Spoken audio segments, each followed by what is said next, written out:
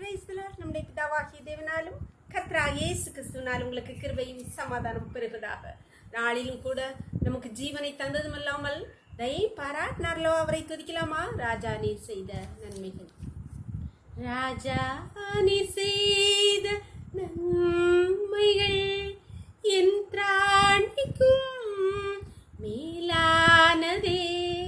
தயவால் பெற்றி தகப்பனே நன்றி, தயவால் பெற்றி தகப்பனே நன்றி. என் மேலீர் வைத்த கரமே இம்மட்டும் என்னை நடத்தினதே. ஒன்றுமில்லா என் நிலை கண்டு, ஒன்றுமில்லா என் நிலை கண்டு அசட்டை பண்ணாதவரை அன்பால் எல்லாம் தந்தீரே. தயவால் பெற்றி தகப்பனே நன்றி, தயவால் பெற்றி தகப்பனே நன்றி. ராஜா நீர் செய்த நன்மைகள் என் திராணிக்கும் மேலானதே. தயவால் பெற்றி தகப்பனே நன்றி, தயவால் பெற்றி தகப்பனே நன்றி. ஒரு வேத போது வாசிக்கலாமா? சங்கீதம் 89 26 27. அவன் என்னை நோக்கி, நீர் என் பிதா, என் தேவன், என் ரட்சிப்பின் கன்மலை என்று சொல்வான். நான் அவனை எனக்கு முதற் பேரானவனும் பூமியின் ராஜாக்களை பார்க்கிலும் மகா உயர்ந்தவனும் ஆக்குவேன்.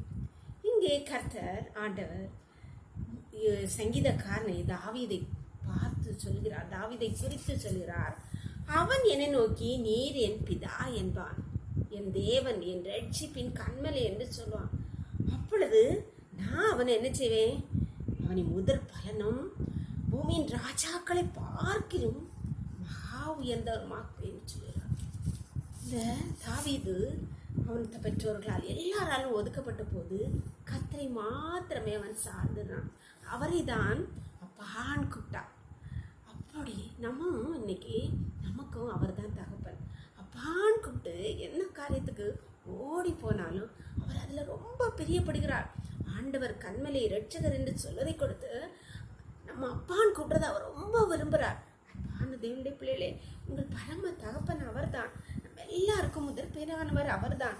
அவர் அப்பான்னு கூப்பிட்டு நம்முடைய அக்கிரமங்களெல்லாம் மன்னித்தருங்கன்னு சொல்லி நம்முடைய தேவைகளை, நம்முடைய குறைவுகளை எல்லாம் சொல்லும்போது கர்த்தர் நம்மளை மகா உயர்ந்தவர்கள், உங்களை சுற்றி இருக்கிறவர்கள், உங்களை போன்றவர்களை காட்டிலும் மகா உயர்ந்தவராக்க ஒரு ராஜாவை ராஜாக்களுக்கு எல்லாம் உயர்ந்தவனாக்க முடியுமானால் உங்களை சகல ஜனங்களுக்கும் மகா உயர்ந்தவராக்குவது உறுதி.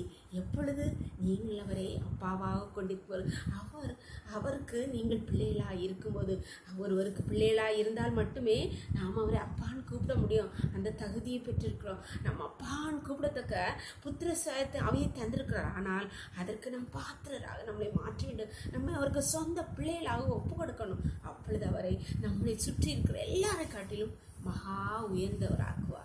ஜெபம் பண்ணலாமா? எங்களை நேசிக்கிறீங்களே அன்பின் தகப்பனே, இந்த அருமையான நாளுக்காக கொடி நன்றி தகப்பனே. நாளை கூட எங்களுக்கு ஈவாய் தந்தீங்களேப்பா. நாளின் காலை முதல் எம்மட்டுமா உங்களுடைய தயவுள்ள உங்கள் கருவங்களை தாங்கினதப்பா. நன்றிப்பா.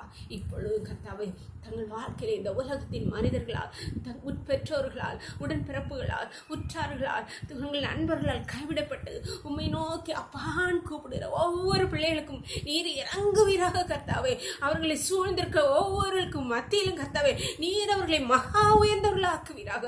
ஒவ்வொருவரையும் தாழ்த்து முண்ட கருத்துல தருகிறோம். இந்த ரொக்களையும் மூடி மறைச்சுக்கோங்கப்பா.